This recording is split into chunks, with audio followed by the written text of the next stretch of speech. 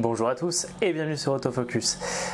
Aujourd'hui, épisode news, puisque je vais un peu vous parler de l'évolution de la chaîne. Alors je sais, j'en ai déjà parlé il n'y a pas très longtemps dans une précédente vidéo, mais là en fait je vais vous expliquer l'évolution qui va y avoir d'ici quelques semaines, quelques mois. En fait, vous avez remarqué, le rythme de publication des vidéos est beaucoup plus faible qu'au démarrage, puisque je crois qu'au démarrage j'étais sur une vidéo par semaine à peu près, alors que là je suis sur une vidéo par mois.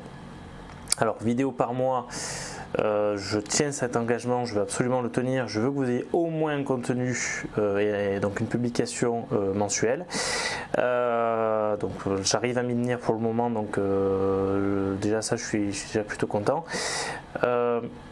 Vous avez déjà remarqué quand même sur les récentes publications que je fais plus. Enfin, je fais quasiment moitié-moitié. Partie studio et partie extérieure. C'était pas du tout prévu à la base. J'ai mis ça en place dès l'épisode 2, mais c'était un truc vraiment à la va-vite. Je m'étais dit, bon voilà, c'est quelque chose une vidéo que je tourne à la va-vite. Et en fait, j'aime bien. Donc, parce que quelque part, je sais pas si ça se dit, mais j'ai un petit peu nomadisé ma chaîne et ça n'a pas l'air de vous déranger.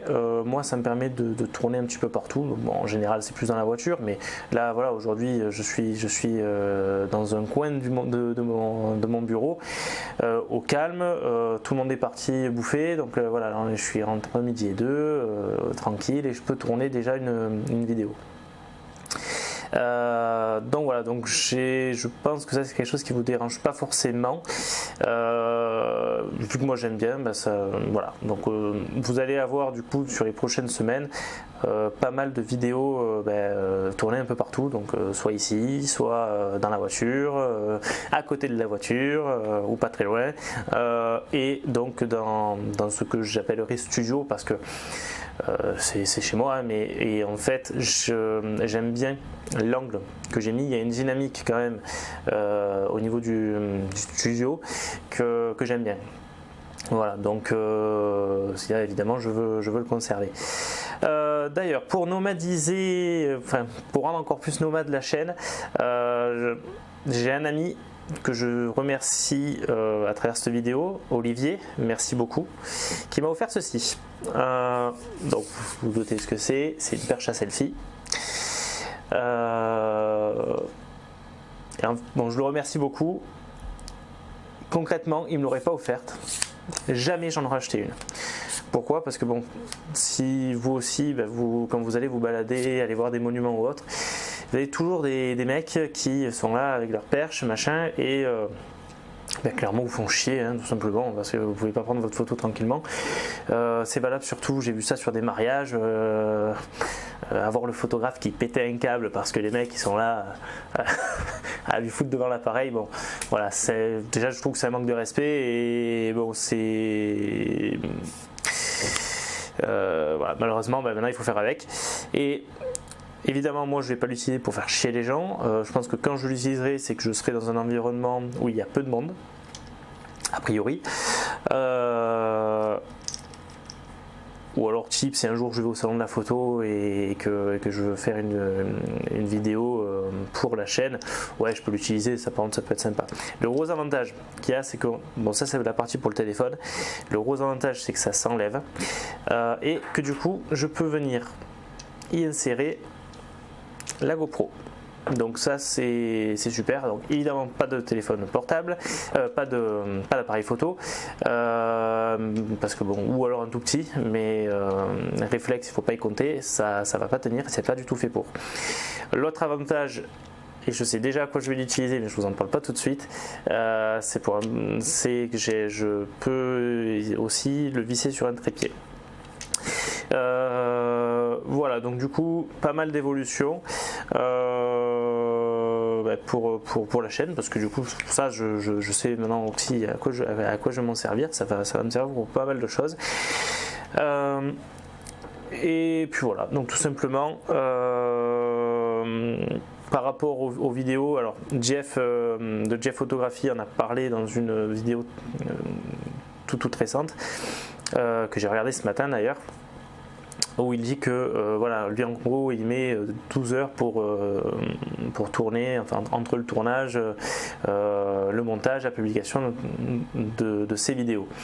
Et en fait je me suis aperçu, j'avais pas compté jusqu'à maintenant, mais ouais c'est ça à peu près, hein, c'est en gros ce qu'il faut compter, même si moi peut-être que mes montages sont un peu plus simples, mais oui en gros c'est ça, on met du temps et concrètement du temps, comme je vous l'ai dit, moi j'en manque cruellement ces derniers temps et je fais comme je peux,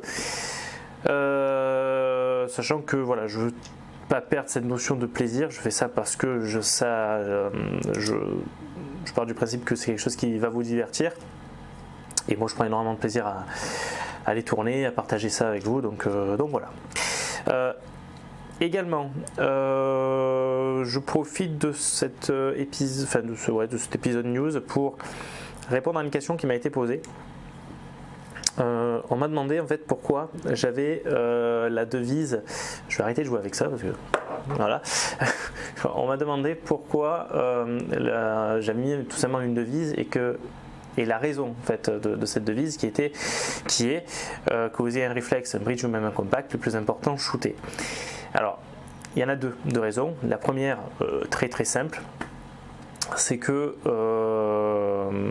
vous êtes, la plupart des chaînes YouTube ont des devises.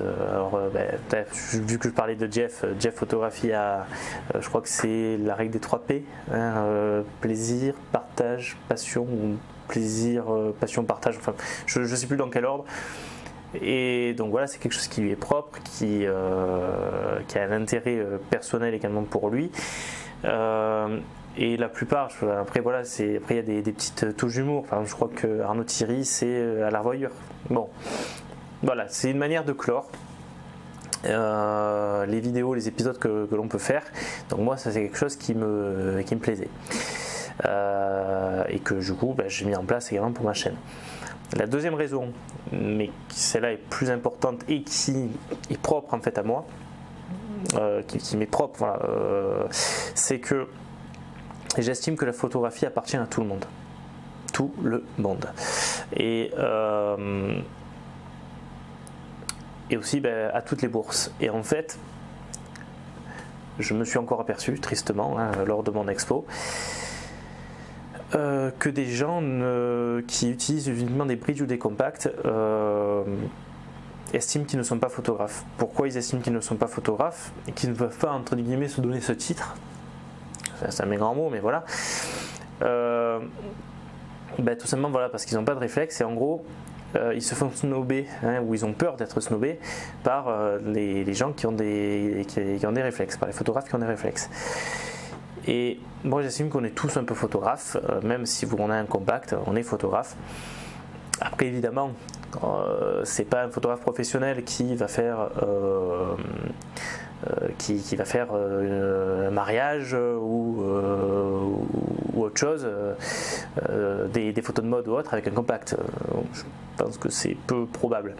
Mais voilà. Tout le monde peut se dire voilà, je suis photographe, j'aime faire de la photo. Il ne faut pas oublier une chose, c'est qu'avant d'être un métier, c'est un loisir.